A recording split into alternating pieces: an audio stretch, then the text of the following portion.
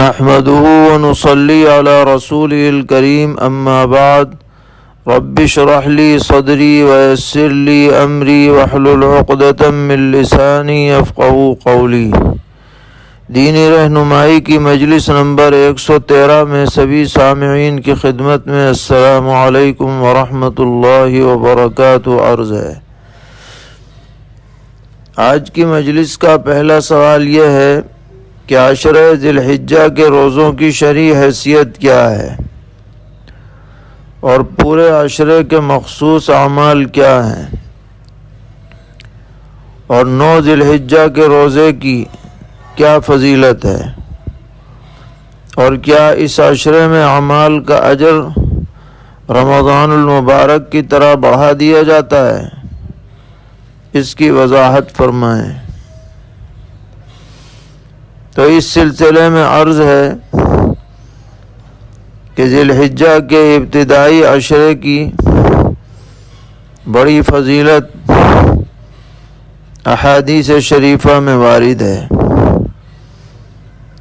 اور بہت سے مفسرین نے سورہ والفجر کے اندر جو ولیال عشر کا ذکر آیا ہے اس سے ذی الحجہ کے ابتدائی عشرے کو مراد لیا ہے۔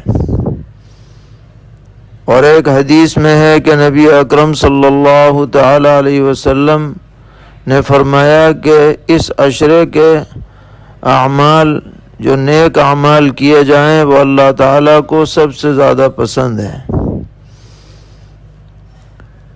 خاص طور پر اس عشرے کے ابتدائی 9 دنوں میں روزے رکھنا بہت بڑی فضیلت کی بات ہے،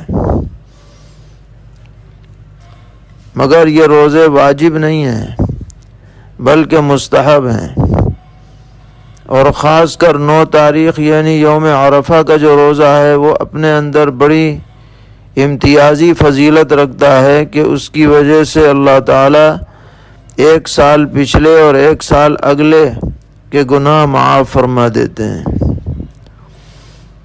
ان ایام کے اندر کثرت سے ذکر اذکار کا اہتمام ہونا چاہیے، تلاوت کا اہتمام ہونا چاہیے، صدقہ خیرات آدمی اپنی وسعت کے مطابق کرے، اور بھی جو نیکی کے کام ہیں جس میں جی لگے بشاشت کے ساتھ اس میں مشغول رہنا چاہیے، اور ساتھ میں اس کا بھی اہتمام ہونا چاہیے کہ گناہوں سے بچنے کی خاص فکر رکھی جائے کہ ان ایام میں ہمارے اعضاء و جوارح سے کوئی ایسا عمل صادر نہ ہو جو اللہ تبارک و تعالیٰ کی ناراضگی کا سبب ہے۔ اب رہ گئی یہ بات کہ اس عشرے کے اعمال کا ثواب رمضان المبارک کے برابر ہے یا کم ہے، تو اس سلسلے میں حضرات علماء اور شارحین نے بڑی بحثیں فرمائی ہیں۔ شیخ عبدالحق محدث دہلوی رحمۃ اللہ علیہ نے اپنی رائے یہ ظاہر فرمائی کہ دنوں کے اعتبار سے عشرہ ذی الحجہ کی فضیلت رمضان کے دنوں کے مقابلے میں زیادہ ہے، اور راتوں کے اعتبار سے رمضان کے آخری عشرے کی راتوں کی فضیلت ذی الحجہ کے پہلے عشرے کی راتوں سے زیادہ ہے، اور اس کی وجہ یہ بیان کی گئی کہ ذی الحجہ کے اندر جو خاص اعمال انجام دیے جاتے ہیں وہ دن کے اندر ہے، کہ قربانی دن میں ہوتی ہے، حج کے ارکان و مناسک عموماً دن میں ادا کیے جاتے ہیں، اور رمضان کے آخری عشرے میں شب قدر جو آتی ہے وہ رات میں ہوتی ہے، اس لیے راتیں رمضان کی بڑھی ہوئی ہیں اور دن ذی الحجہ کے بڑھے ہوئے ہیں، یہ حضرت کی رائے ہے۔ بہرحال ہمیں موازنہ کرنے کے بجائے رمضان کی بھی قدر کرنی چاہیے اور ذی الحجہ کی بھی قدر کرنی چاہیے۔ اللہ تعالی ہم سب کو توفیق عطا فرمائے۔ ایک صاحب پوچھ رہے ہیں کہ ایام تشریق میں تکبیرات تشریق کی حکمت کیا ہے؟ یہ تکبیرات واجب کیوں ہیں؟ اور کیا ایام تشریق کے علاوہ پورے عشرے میں ان تکبیرات کو پڑھنا چاہیے یا نہیں؟ تو جواباً عرض ہے کہ حافظ ابن حجر شارح بخاری شریف صاحب فتح الباری، جو بڑے محدث بھی ہیں اور بڑے حدیث کے شارح بھی ہیں، انہوں نے تکبیرات تشریق کی حکمت بیان کرتے ہوئے فرمایا کہ اصل میں اللہ تعالیٰ کو ہر اہم وقت میں، چاہے وہ خطرات والا وقت ہو یا خوشی اور بشارت کا وقت ہو، اپنا ذکر بہت زیادہ پسند ہے۔ اسی لیے بعض ضعیف روایات میں عید کے مواقع پر تکبیر پڑھنے کی تاکید وارد ہے۔ تو چونکہ یہ جو ایام ہیں یہ ایک اعتبار سے خوشی کے ایام ہیں، جو 9 تاریخ سے لے کر اور 13 تاریخ تک یوم عرفہ ہو یا یوم النحر ہو یا اس کے بعد ایام تشریق ہوں، ان میں حج کی عبادت انجام دی جاتی ہے، یہ ایام حج بھی کہلاتے ہیں۔ اسی طرح ان کے اندر ایام نحر میں یعنی 10، 11، 12 میں قربانی کی عبادت انجام دی جاتی ہے۔ تو اس موقع پر مناسب ہے کہ اللہ تعالیٰ کی شکر گزاری بجا لائی جائے، اس کا کثرت سے ذکر کیا جائے۔ نیز قرآن پاک میں بھی ایام منا کے اندر خاص طور پر اللہ تعالیٰ کے ذکر کی تاکید وارد ہے۔ وَاذْكُرُوا اللَّهَ فِي أَيَّامٍ مَّعْدُودَاتٍ۔ اس سے بھی یہ بات معلوم ہوتی ہے کہ ان ایام میں اس تکبیر کے پڑھنے کا اہتمام کیا جائے۔ اللہ اکبر، اللہ اکبر، لا الہ الا اللہ، واللہ اکبر، اللہ اکبر وللہ الحمد۔ یہ شروع ہوگی 9 ذی الحجہ کے فجر سے اور ختم ہوگی 13 ذی الحجہ کے عصر تک، جب وقت کے اعتبار سے حج کے ارکان کا اختتام ہوتا ہے۔ تو اس مناسبت سے یہ تکبیرات کا سلسلہ ہے، اور اگر کوئی ان خاص ایام کے علاوہ بھی اس تکبیر کو پڑھے تو اس میں بھی کوئی حرج نہیں ہے، لیکن وجوب والی بات نہیں ہوگی۔ وجوب انہی ایام میں ہے جو عرض کیا گیا ہے۔ پوچھ رہے ہیں کہ ہمیں کسی نے بتایا ہے کہ حضور اکرم صلی اللہ تعالی علیہ وسلم اور آپ کے صحابہ نے صرف حج کے موقع پر ہی قربانی کی ہے، اس کے علاوہ بقرعید پر کبھی قربانی نہیں کی، تو کیا یہ بات صحیح ہے؟ آپ تسلی بخش جواب دیں۔ جواباً عرض ہے کہ حج کی جو قربانی ہے وہ مستقل ہے۔ حج تمتع اور حج قران والوں پر بطور شکرانہ قربانی واجب ہوتی ہے، یا اگر کسی سے جنایت ہو جائے تو دم جنایت لازم ہوتا ہے۔ لیکن اس کے علاوہ جو حاجی نہیں ہیں اور جو حج کے سفر پر نہیں گئے ہوئے ہیں، اپنے اپنے مقام پر جو لوگ موجود ہیں، ان پر حسب وسعت جو بقدر نصاب مالیت کے مالک ہیں اور مقیم ہیں، ان پر اپنی طرف سے قربانی لازم ہوتی ہے۔ اور یہ بات صحیح نہیں ہے کہ پیغمبر علیہ السلام نے یا صحابہ نے صرف حج ہی میں قربانی کی ہے، بلکہ مدینہ منورہ میں بھی قربانیاں ہوئی ہیں۔ خود صحیح حدیث میں یہ مضمون موجود ہے کہ نبی اکرم علیہ السلام نے عیدگاہ میں بذات خود قربانی فرمائی۔ اسی طرح آپ نے مینڈھے ذبح فرمائے اپنی طرف سے بھی، اور ایک مینڈھا ذبح فرمایا پوری امت کو ثواب پہنچانے کے لیے۔ یہ سب مدینہ منورہ میں یہ عمل انجام پائے ہیں، اس لیے یہ نہیں کہا جائے گا کہ صرف حج ہی میں قربانی ہوتی ہے، بلکہ گھر پر بھی ہوتی ہے۔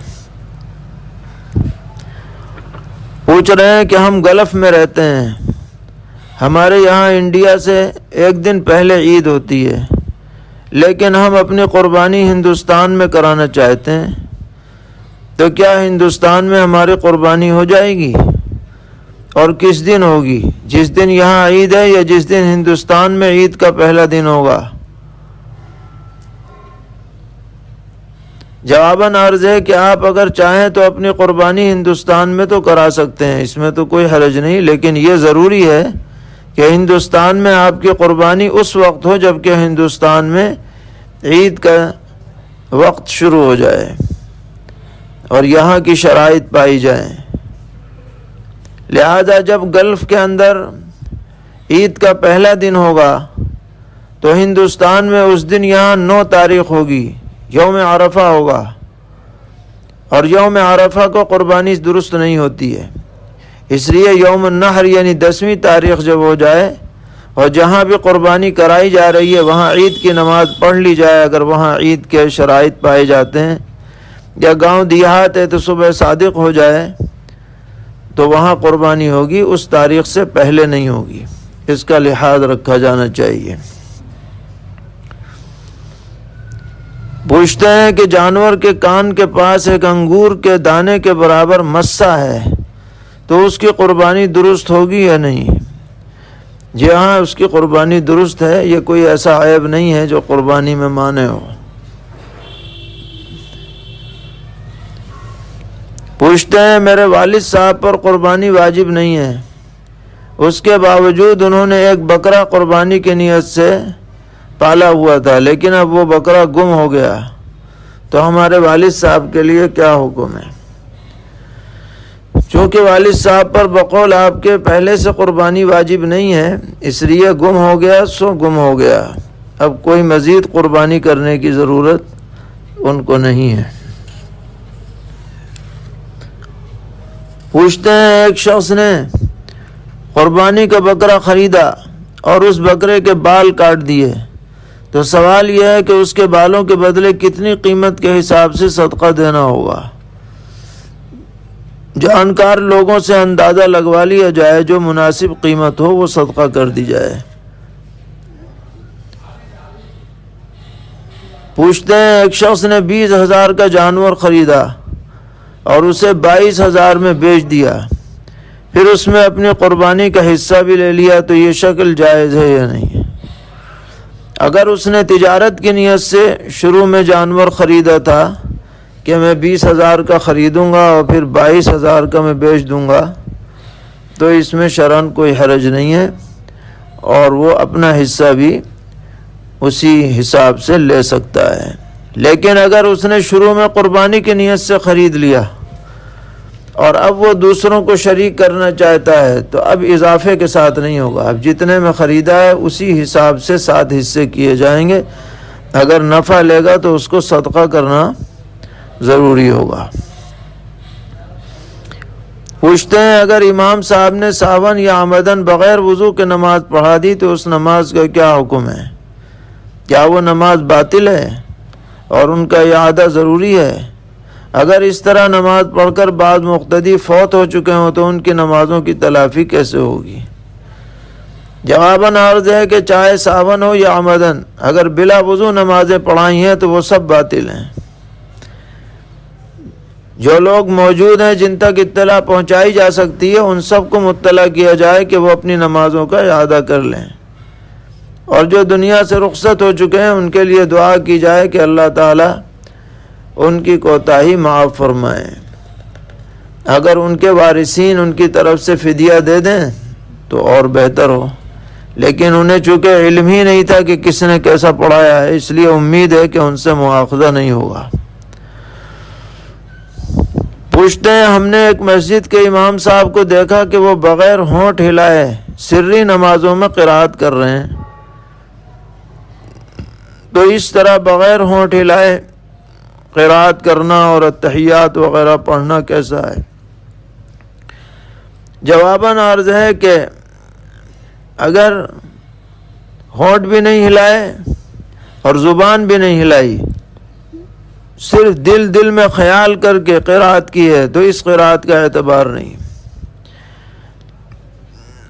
لیکن اگر زبان ہل رہی ہے اور آدمی پڑھ رہا ہے اور اس طرح سرن پڑھ رہا ہے کہ قریب والے کو پتہ نہیں چل رہا، تب بھی قرات معتبر مان لی جاتی ہے۔ فقہا کے ایک قول کے مطابق اگرچہ بہتر یہ ہے کہ اتنی آواز سے پڑھے کہ قریب والے کو یا خود اپنے کو سنائی دے سکے، اتنی آواز سے پڑھے تو زیادہ بہتر ہے۔ پوچھتے ہیں، مقتدی نے قعدہ اولا نہیں کیا بلکہ امام جب قعدے میں گئے تو مقتدی تیسری رکعت کے لیے کھڑا ہو گیا، تو اس مقتدی کی نماز کا کیا حکم ہے؟ اگرچہ ترک واجب کی وجہ سے مقتدی پر نماز کا دہرانا لازم نہیں ہے، لیکن اگر کسی سہو کی وجہ سے ایسا ہوا ہے تو وہ اپنا قعدہ سلام پھیرنے سے پہلے قعدے کی نیت کر لے اور پھر سلام پھیر دے، تاکہ جو اس کی کوتاہی ہوئی ہے اس کی کچھ تلافی ہو جائے، باقی فی الجملہ نماز اس کی درست ہو جائے گی۔ پوچھتے ہیں، مؤذن کے تکبیر شروع کر دینے کے بعد امام صاحب مصلی سے آگے جا کر مائک لے کر آتے ہیں، اور اگر مسجد کے باہر کے حصے میں جماعت ہوتی ہے تو دوران تکبیر مسجد کے اندر والے حصے میں مائک لینے جاتے ہیں، تو ان کا یہ عمل درست ہے یا نہیں؟ اس سے نماز میں تو کوئی خرابی نہیں آتی، لیکن بہتر یہ ہے کہ پہلے سے وہ تار مصلی کے قریب رکھ دیا جائے تاکہ نمازیوں کو کوئی تشویش نہ ہو اور کسی کو اعتراض کا بھی موقع نہ ملے۔ سوال کرتے ہیں کہ آن لائن تجوید کی کلاس جاری ہے، اس میں بہت سے طلباء مختلف مقامات سے شامل ہیں، اس دوران آیت سجدہ پڑھی گئی تو سجدہ تلاوت کس طرح کریں گے؟ دوسری بات یہ کہ یہ کلاس مجلس واحد کہلائے گی یا نہیں؟ اگر کوئی طالب علم اس کلاس میں ایک بار یا کئی بار اپنی جگہ سے اٹھ کر چلا گیا اور پھر واپس آ کر بیٹھ گیا تو کیا اس پر کئی سجدے واجب ہوں گے ہر مرتبہ سننے پر، یا ہر مرتبہ سننے پر ایک ہی سجدہ واجب ہوگا؟ جواباً عرض ہے کہ اگر ایک مجلس میں بیٹھے بیٹھے کئی مرتبہ پڑھے یا سنے ایک ہی آیت سجدہ تو اس میں ایک ہی سجدہ واجب ہوتا ہے، چاہے آن لائن کلاس ہو یا ویسی کلاس ہو، دونوں کا حکم ایک ہی ہے۔ اب جیسے بغیر آن لائن کے عام درسگاہ میں پڑھائی ہوتی ہے تو اس میں بھی یہی حکم ہے کہ طالب علم اگر ایک جگہ بیٹھے ہوئے آیتوں کو دہرا رہا ہے یا سن رہا ہے ایک ہی سجدے کی آیت کو تو ایک واجب ہوتا ہے، اٹھ کے چلا جائے پھر آ کے بیٹھے پھر سنے تو دوسرا واجب ہوگا۔ یہی حال آن لائن میں بھی ہے، کوئی فرق نہیں ہے، اگر بیٹھے بیٹھے سنتا ہے تو ایک ہے، الگ الگ سنتا ہے تو الگ ہے۔ سوال کرتے ہیں، گونگے لڑکے اور گونگی لڑکی کا نکاح کیسے ہوگا؟ اتفاق سے دلہا دلہن دونوں گونگے ہیں تو نکاح کس طرح کیا جائے؟ کیا انگوٹھا لگوانا کافی ہے؟ جواباً عرض ہے کہ متعینہ اشارے سے اگر انہیں سمجھایا جا سکتا ہو تو اور وہ سمجھ لیتے ہوں تو ان کے اشارے کو قائم مقام کلام کے قرار دیا جائے گا۔ ایسے لوگ ہوتے ہیں جو ان کے اشارے سمجھتے ہیں اور انہیں بتاتے ہیں، اب وہ سمجھ کر کے انگوٹھا لگا دیں تو یہ ان کی طرف سے اجازت اور ایجاب و قبول کے قائم مقام ہو جائے گا۔ بہرحال سمجھنا ضروری ہے، چاہے کس طرح سے بھی سمجھایا جائے، اور اگر وہ پڑھے لکھے ہیں تو ان کی تحریر بھی اس بارے میں کارآمد ہو سکتی ہے۔